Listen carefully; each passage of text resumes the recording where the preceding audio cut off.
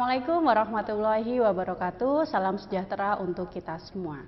Perkenalkan, saya Apoteker Fitria Didisma, Master Farmasi Science, selaku dosen tetap di Akademi Farmasi Indonesia Yogyakarta. Bidang keilmuan yang saya tempuh adalah fokus di bagian manajemen farmasi. Video ini saya buat sebagai persyaratan dokumen pernyataan diri dosen dalam unjuk kerja Tridharma Perguruan Tinggi atau disingkat dengan PDD UK-TPT di bidang pengajaran. Mata kuliah yang saya ampu di Akademi Farmasi Indonesia Yogyakarta antara lain Manajemen Farmasi, Farmasi Rumah Sakit, dan Kapitas Selekta Pelayanan Kefarmasian. Pada kesempatan ini saya akan menjelaskan tentang teknis pengajaran yang biasa saya lakukan, di mana mata kuliah yang akan saya paparkan adalah manajemen farmasi. Mata kuliah manajemen farmasi merupakan mata kuliah wajib yang ditempuh mahasiswa pada semester 4. Terdiri dari 2 SKS teori dan 2 SKS praktikum yang dilaksanakan di laboratorium simulasi apotik secara luring atau offline. Pada mata kuliah ini, mahasiswa diharapkan menguasai konsep teoritis terkait manajemen pengelolaan sediaan farmasi, bahan medis habis pakai, dan alat kesehatan di fasilitas pelayanan kefarmasian meliputi apotik, puskesmas, dan saluran distribusi farmasi. Sistem pengajaran yang saya gunakan adalah delivery, interaktif, dan assessment, di mana biasa disingkat dengan DIA. Selanjutnya akan saya paparkan tahapan delivery yang saya lakukan. Delivery merupakan suatu proses penyampaian pembelajaran sehingga dapat diterima baik oleh mahasiswa. Di mana sebelum saya memulai perkuliahan, saya akan menyusun rencana perkuliahan. Rencana perkuliahan ini berisi tentang apa saja kegiatan dalam proses pembelajaran, meliputi deskripsi mata kuliah, kemampuan atau capaian yang diharapkan, materi pembelajaran, bahan kajian, interaksi dengan mahasiswa, sampai dengan sistem penilaian sebagai bentuk dari evaluasi pembelajaran. Materi yang disampaikan kepada mahasiswa mengacu pada capaian pembelajaran lulusan yang terdiri dari sikap, pengetahuan, keterampilan umum, dan keterampilan khusus. Dari 4 CPL tadi kemudian diturunkan menjadi 4 capaian pembelajaran mata kuliah. Adapun CPMK sebagai berikut. Yang pertama terkait konsep manajemen farmasi secara umum. Yang kedua, pengelolaan sediaan farmasi, BMHP, dan juga alat kesehatan di apotik, di puskesmas, dan juga di saluran distribusi farmasi. Yang ketiga, terkait pengelolaan vaksin atau disebut dengan cold chain system. Dan yang keempat adalah sistem informasi manajemen di apotik. Dari CPMK diturunkan menjadi sub CPMK, di mana seluruh capaian pembelajaran yang diturunkan harus sejalan dengan profil lulusan, yakni menjadi tenaga vokasi farmasi pelaksana di bidang pelayanan kefarmasian, bidang industri farmasi, dan di bidang distribusi. Dari sub CPMK tadi kemudian akan diturunkan menjadi 7 materi atau bahan kajian yang nantinya akan mahasiswa pelajari selama 14 pertemuan, tidak termasuk ujian tengah semester dan ujian akhir semester. Kegiatan perkuliahan yang saya terapkan menggunakan kuliah umum dan juga diskusi, di mana guna menunjang proses pembelajaran, bahan kajian yang saya gunakan meliputi buku ajar, peraturan pemerintah atau regulasi yang berlaku, serta beberapa penelitian penunjang. Berikutnya akan saya paparkan bagian interaction. Interaksi yang saya lakukan dengan mahasiswa menggunakan teknik studi center learning atau SCL, di mana mahasiswa ditempatkan sebagai subjek dalam proses pembelajaran. Kuliah umum yang saya lakukan tidak hanya dosen yang memberikan materi, tetapi mahasiswa dituntut untuk bisa aktif dalam proses diskusi, proses menjawab pertanyaan, serta meminta mahasiswa mengutarakan pendapat pada saat penyampaian materi. Kegiatan lain dilakukan dengan mengangkat isu kasus atau permasalahan dalam pengelolaan obat yang kemudian nantinya akan didiskusikan dalam kelompok kecil, kemudian di pertemuan berikutnya akan dilakukan presentasi. Kemudian pada tahap asesmen atau penilaian, di sini saya lakukan secara objektif sesuai dengan kemampuan mahasiswa. Proses penilaian akan saya paparkan pada awal pertemuan melalui kontrak perkuliahan. Adapun penilaian yang saya lakukan terdiri dari 5. Yang pertama adalah keaktifan, kehadiran, tugas, ujian tengah semester, dan ujian akhir semester. Harapannya dengan saya memaparkan kontrak perkuliahan dan penilaian, mahasiswa mengetahui secara transparan proses penilaian yang saya lakukan selama proses pembelajaran. Berikutnya akan saya tampilkan contoh dari peta analisis capaian pembelajaran mata kuliah. Berikut adalah capaian pembelajaran mata kuliah pada mata kuliah manajemen farmasi. Pada CMPMK manajemen farmasi terdiri dari 7 bahan kajian yang diberikan kepada mahasiswa selama 14 pertemuan. CMPMK ini juga saya paparkan pada tahap awal perkuliahan bersama dengan kontrak perkuliahan. Selain itu juga saya paparkan terkait tugas apa saja yang nantinya akan mahasiswa peroleh, baik itu tugas individu maupun tugas kelompok. 3 materi diberikan sebelum UTS. Materi selanjutnya diberikan setelah ujian tengah semester, meliputi yang pertama pelayanan obat resep dan non-resep, yang kedua pengelolaan sediaan farmasi di puskesmas, yang ketiga pengelolaan sediaan farmasi di saluran distribusi, dan yang keempat adalah sistem informasi manajemen di apotek. Setiap satu materi selesai saya sampaikan, saya akan melakukan evaluasi berupa memberikan pertanyaan kepada mahasiswa sebelum dilanjutkan dengan materi yang baru. Dan pada akhir pertemuan akan saya lakukan review seluruh materi guna mempersiapkan mahasiswa dalam pelaksanaan ujian. Berikut akan saya tampilkan salah satu contoh video pembelajaran yang saya lakukan di kelas. Assalamualaikum warahmatullahi wabarakatuh. Waalaikumsalam warahmatullahi wabarakatuh. Selamat pagi semuanya. Oke, alhamdulillahirrahmanirrahim. Ini pertemuan kedua ya untuk mata kuliah manajemen farmasi. Oke, untuk pertemuan kedua ini kita akan berbicara melanjutkan dari materi yang pertama terkait pengelolaan ya, sesuai dengan yang sudah saya sampaikan sebelumnya. Jadi teman-teman, di pertemuan pertama sudah saya paparkan terkait capaian pembelajaran selama 7 pertemuan atau 14 pertemuan dengan terkait materi manajemen farmasi ya, di mana kita akan berbicara terkait pengelolaan baik itu di apotek, kemudian di puskesmas ya, kemudian di sarana distribusi farmasi, dan juga terkait cold chain system. Ya, jadi untuk yang materi yang kedua ini atau pertemuan kedua ini kita akan berbicara terkait lanjutan dari materi sebelumnya, yaitu fokusnya di bagian pengadaan, kemudian di bagian penerimaan, dan terakhir nanti di bagian penyimpanan. Jadi untuk pertemuan yang kedua ini saya akan berbicara terkait pengadaan. Nah, di mana untuk referensi yang saya pakai saya masih menggunakan pengelolaan sediaan farmasi dan juga terkait pelayanan farmasi klinis. Oke. Kedua, saya akan melakukan review dulu ya terkait pertemuan pertama, yaitu di bagian perencanaan. Oke, ada yang masih ingat metode perencanaan itu ada berapa? Ada 2. Apa saja yang pertama?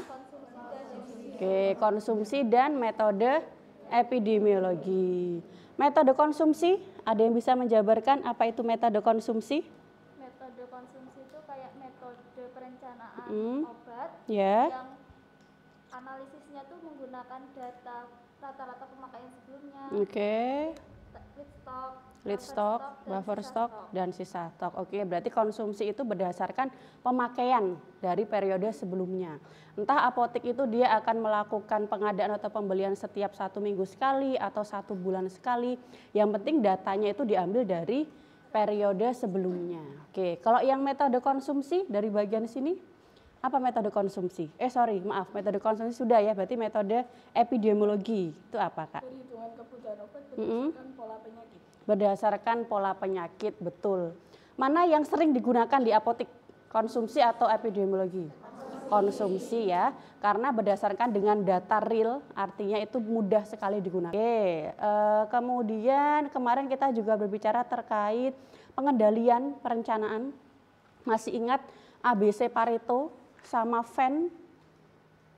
Masih ingat gak? Always, B-nya apa? Better, C-nya? Control. Oke, berarti always, better, dan control. Sediaan mana yang dia membutuhkan anggaran dana sampai 70%? A. Kemudian kalau untuk Venn, masih ingat singkatan dari Venn kepanjangannya? Vital, esensial, non esensial. Kalau untuk obat-obat life saving masuknya kategori apa? Vital, betul. Jadi vital ya, karena obat tersebut harus ada. Itu biasanya ada di rumah sakit ya. Kalau untuk yang non esensial, contohnya apa Kak? Vitamin, suplemen, betul ya. Jadi karena non esensial itu seperti kita tahu namanya vitamin, suplemen itu macamnya sangat banyak ya. Jadi tidak semua harus diadakan di apotik, tetapi menyesuaikan dari kebutuhannya. Ya, jadi kalau misalnya suplemen ya harganya mahal, katakanlah tidak ada masyarakat yang minat untuk membeli ya tidak perlu kita adakan gitu ya. Karena kan setiap apotek dia punya pengelolaan yang berbeda-beda. Oke, jadi dari topik yang kemarin alhamdulillah teman-teman sudah menguasai, artinya sudah paham dan bisa menyebutkan metodenya seperti apa. Nah, saya akan masuk ke materi yang kedua. Oke. Nah, di sini saya akan berbicara terkait pengadaan ya. Nah, di sini. Kalau perencanaan kemarin definisinya adalah kita apakah merencanakan. Oke, kita merencanakan, kita buat daftar obat dan jumlahnya yang mau kita beli apa saja. Tapi kalau sudah pengadaan adalah di sini. Merealisasikan kebutuhan yang sudah kita rencanakan. Jadi apa yang sudah kita rencanakan itu ya kita beli di bagian pengadaan. Oke ya, di sini ada beberapa 4 poin penting ketika kita akan melakukan pengadaan khususnya di apotik. Oke. Dari belakang kelihatan ya. Dari yang pertama adalah mutu produk, artinya kualitas produknya itu harus terjamin.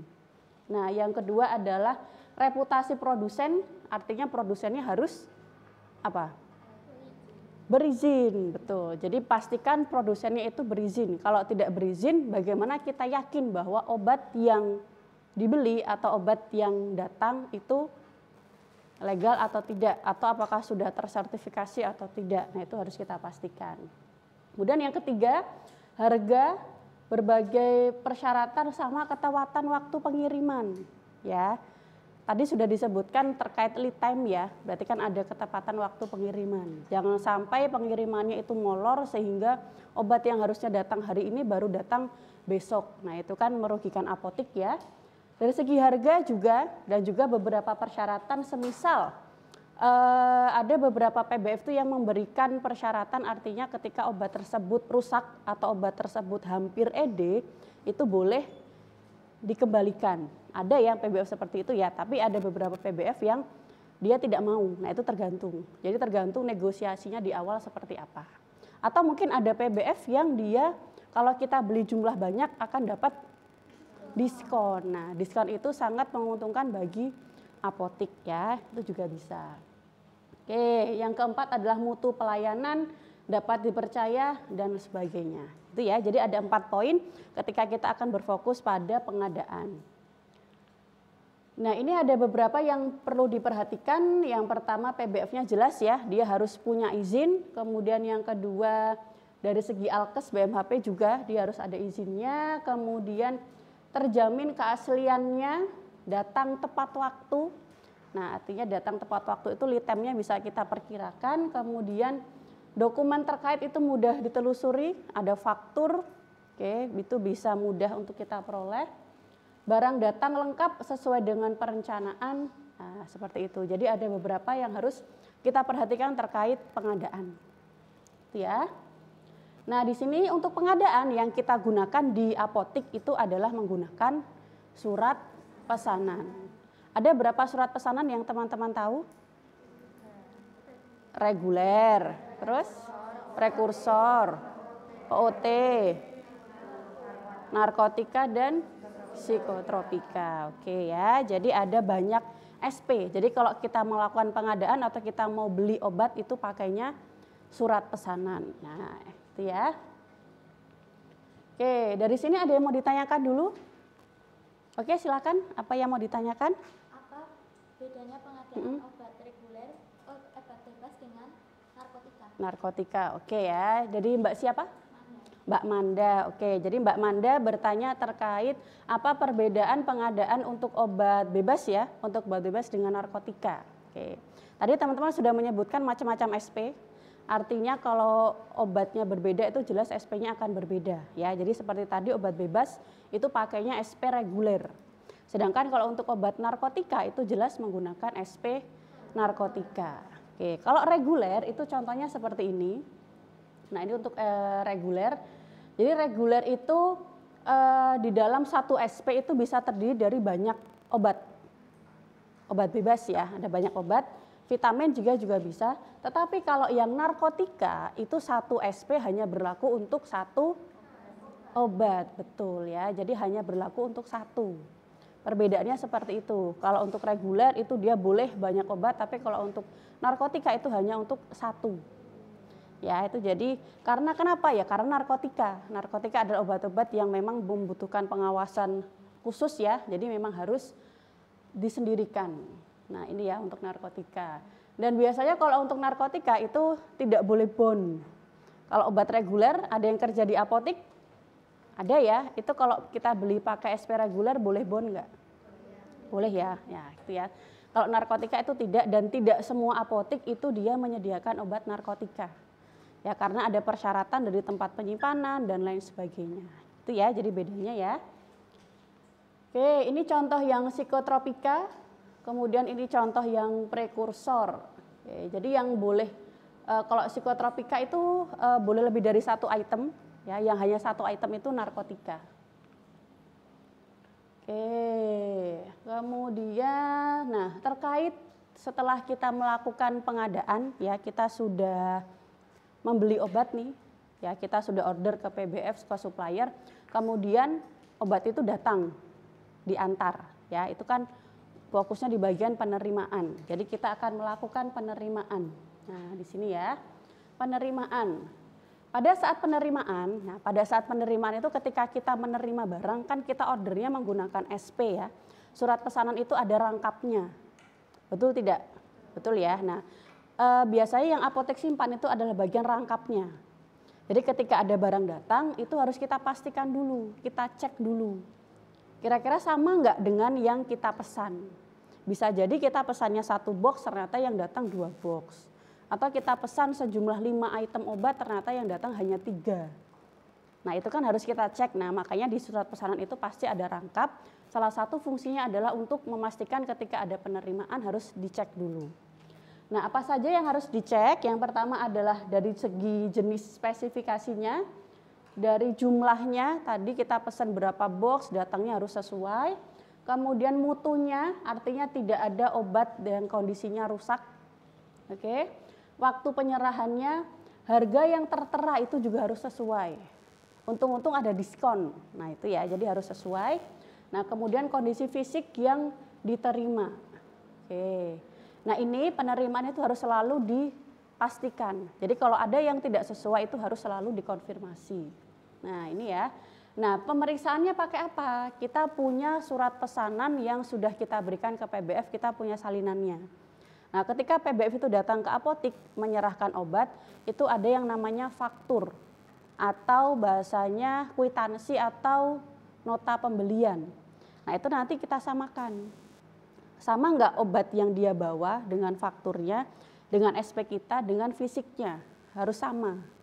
Oke ya. Nah harus kita pastikan apakah obat tersebut itu sama atau tidak. Ya. Oke. Nah mungkin dari sini ada yang mau ditanyakan dulu terkait penerimaan. Oke silakan, dengan siapa? Oke Mbak Yunita, apa yang mau ditanyakan? Bagaimana Bu kalau misalnya barang yang datang tidak sesuai dengan SP? Barang yang datang tidak sesuai. Oke, terima kasih pertanyaannya ya. Jadi tadi Mbak Yunita bertanya bagaimana jika barang yang datang itu tidak sesuai dengan surat pesanan ya, entah itu nomor batch-nya yang berbeda, entah jumlahnya berbeda. Itu yang kita lakukan adalah kita harus melakukan apa Kak biasanya Kak kalau yang kerja di apotek? Retur. Oke, sebelum retur kita apakan dulu? Berita acara, atau mungkin kita konfirmasi. Kan yang datang membawa PBF itu kan ini ya, ada personilnya ya. Kita konfirmasi bisa. Jadi kita konfirmasi ada obat yang tidak kita pesan itu datang. Padahal nah kok tahu dari mana? Karena kita punya salinannya, kita punya buktinya, kita punya pembandingnya. Ternyata semisal kita pesan 4 item obat yang datang hanya 3. Nah, satunya kemana? Nah, kan seperti itu ya. Jadi harus kita pastikan dulu, kita konfirmasi kepada PBF-nya atau kepada sales-nya kalau bahwa ada obat yang belum dikirimkan. Nah, biasanya setelah hal tersebut itu nanti di bagian PBF-nya itu faktur yang sudah kita terima itu biasanya akan ditarik lagi. Nanti sama dia akan diganti dengan faktur yang baru sesuai dengan surat pesanan.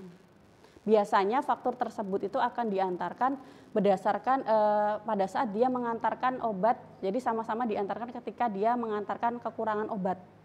Nanti akan diantarkan, jadi harus sesuai. Kalau tidak sesuai seperti itu, konfirmasi, kemudian harus diretur atau mungkin harus menambahkan obat yang tidak ada di SP. Itu ya Mbak ya, jadi tetap harus konfirmasi. Kalau semisal ada yang tidak sesuai atau kelebihan, ya kita kembalikan. Kan di sana masih ada salesnya ya, artinya harus sesuai. Nanti fakturnya itu harus sesuai. Jadi faktur yang disusulkan itu biasanya nanti akan diantar pada saat si sales atau si PBF-nya itu datang lagi untuk mengantar obat. Nah itu teknisnya nanti biasanya sudah dari apotek dan PBF sudah berkoordinasi, artinya tetap harus disusulkan faktur yang baru sesuai dengan SP-nya. Itu ya untuk penerimaan. Nah ini ya pemeriksaannya. Nah kalau sudah lengkap, diapakan fakturnya? Ditandatangani, betul. Fakturnya ditandatangani dan jangan lupa untuk dicap. Oke, yang asli kita berikan kepada PBF. Kita juga harus tetap mengambil bagian si arsipnya. Kenapa? Itu siapa tahu besok pada saat ada penarikan dari produsen, itu kita ngecek gampang, ngecek di bagian fakturnya nomor batch-nya itu bisa kita lihat.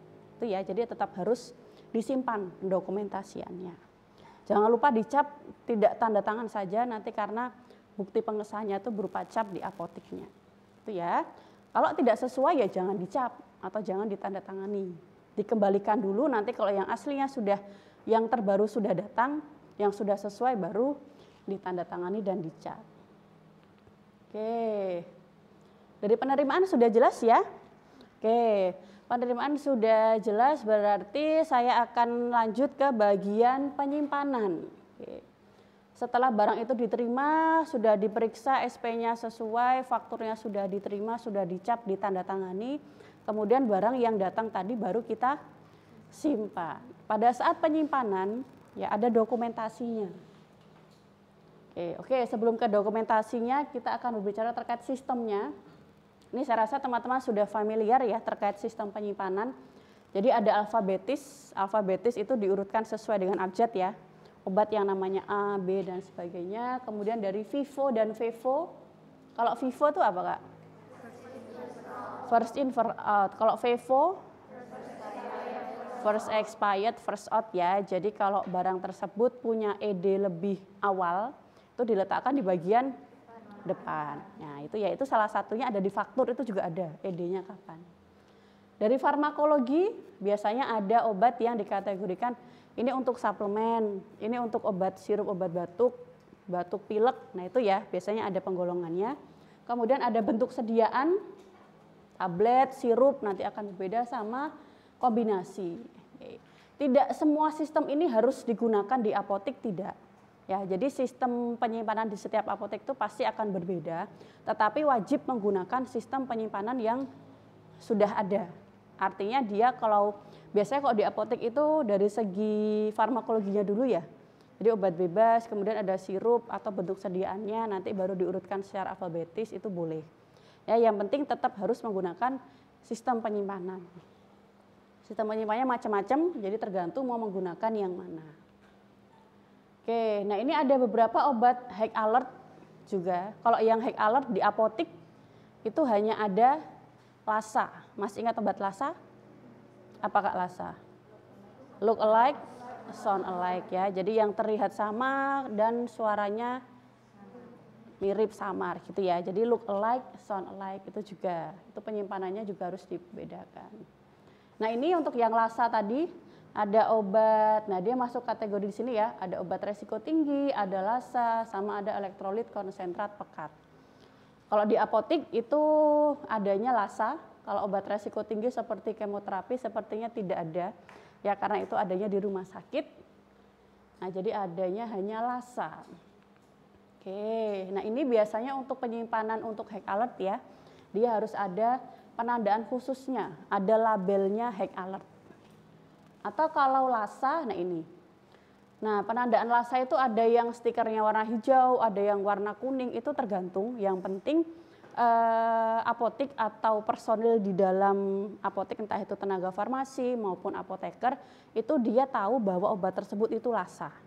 Jadi diberikan penandaan supaya tidak salah dalam mengambil. Seperti contohnya amlodipin 5 mg sama amlodipin 10. Itu kan sama namanya ya, tetapi berbeda kekuatannya, dosisnya juga berbeda, aturan pakainya juga berbeda. Nah itu jadi kategorinya lasa itu harus diberikan jeda. Jadi harus ada jeda 1 atau 2 obat yang ada di sana. Oke, gitu ya. Ya, kemudian nah, penyimpanan. Oke, dari penyimpanan, penerimaan sampai pengadaan sudah bisa difahami? Oke, sudah ya. Jadi teman-teman sudah ada gambaran alurnya mulai dari kita merencanakan, kemudian kita membeli menggunakan surat pesanan, kemudian setelah pembelian atau pengadaan penerimaan, kita terima, kita cek, kemudian setelah diterima kita simpan. Oh ada satu lagi yang tertinggal. Ketika teman-teman menyimpan di rak obatnya, apa yang perlu dituliskan? Menggunakan apa? Kartu stok. Ya, kartu stok itu juga harus diingat. Itu harus dituliskan berapa obat yang masuk, kemudian ketika ada penjualan itu berapa obat yang keluar. Itu harus selalu dicatat. Atau mungkin bisa jadi ada sistem apotiknya. Jadi kartu stok itu harus selalu ada, baik itu sifatnya dia fisik maupun elektronik. Itu jadi harus selalu didokumentasikan dengan baik. Oke, begitu ya. Dari 3 topik ini sudah jelas semua? Sudah ya, oke, berarti jika sudah jelas semuanya untuk perkuliahan kita pada pagi hari ini bisa saya cukupkan.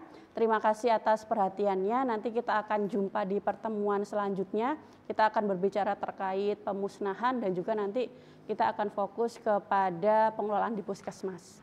Gitu ya, baik, terima kasih atas perhatiannya, saya akhiri. Wassalamualaikum warahmatullahi wabarakatuh. Waalaikumsalam warahmatullahi wabarakatuh. Oke, terima kasih. Demikian proses pembelajaran mata kuliah manajemen farmasi yang saya ampu. Terima kasih atas perhatiannya. Wassalamualaikum warahmatullahi wabarakatuh.